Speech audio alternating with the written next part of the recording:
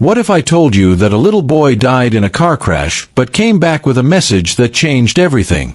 Today, we're diving into one of the most incredible near-death experiences ever recorded.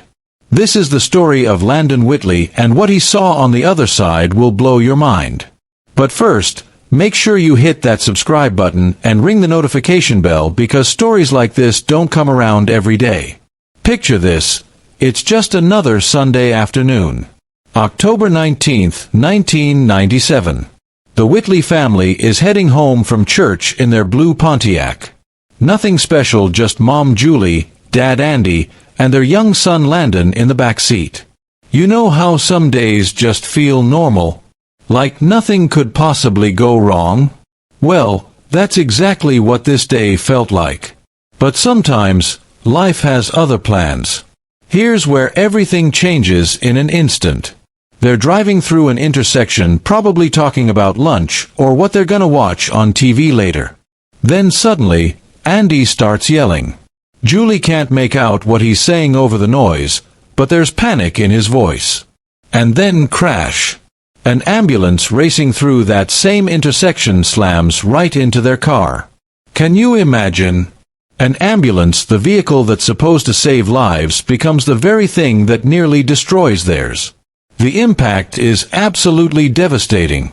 We're talking about a collision so violent it changes 3 lives forever. When the dust settles, the scene is heartbreaking. Andy doesn't make it. Julie is badly hurt and now has to deal with losing her husband in the worst possible way. She later said, "I didn't see the ambulance coming. The last thing I heard was him yelling." Can you imagine? Those were the final words she'd ever hear from the man she loved.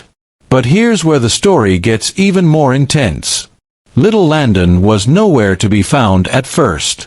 Rescue workers are frantically searching through the wreckage, and when they finally locate him, he's not breathing. Not breathing, people. The paramedics are working like crazy to bring him back, but things look grim.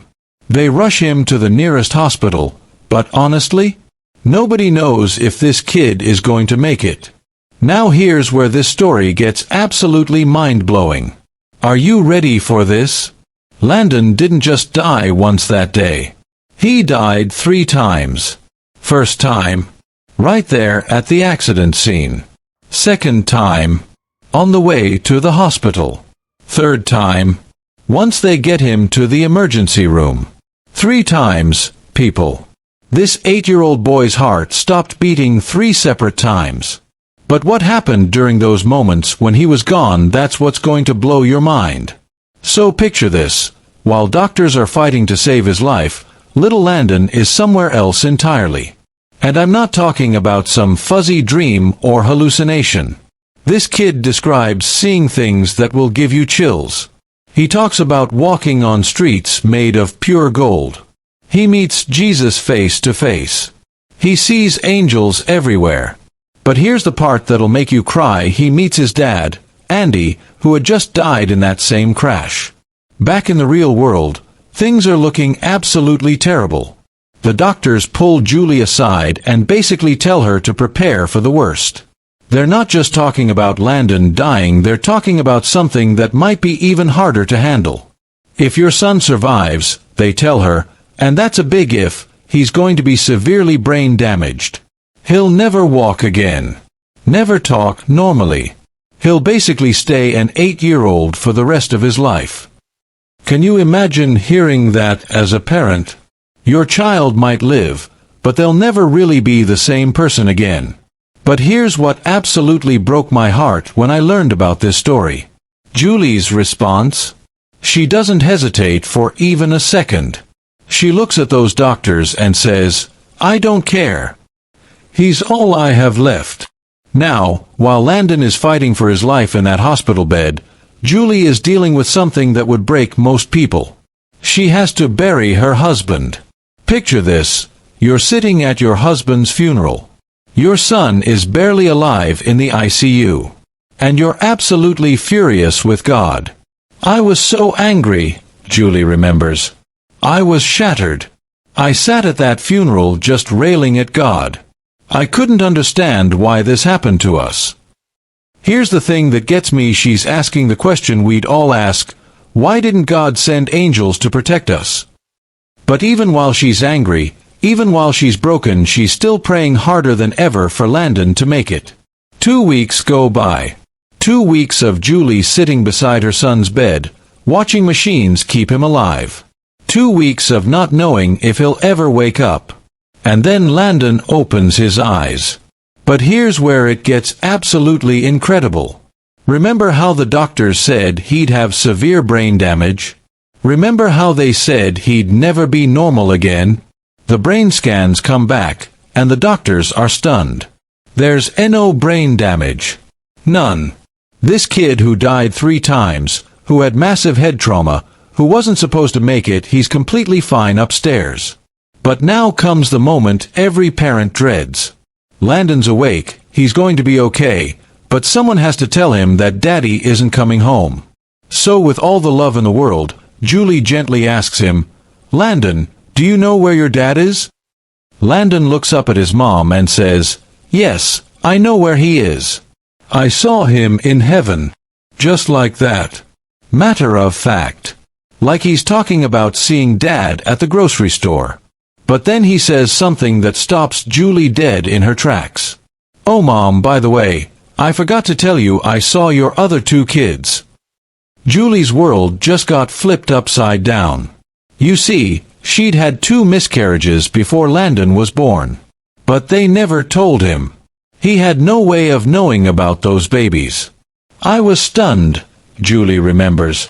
"We never told him about them." Landon's response? "I knew they were my siblings. In heaven, you just know. You know who everyone is." Let that sink in for a moment. This 8-year-old boy just described meeting siblings he never knew existed.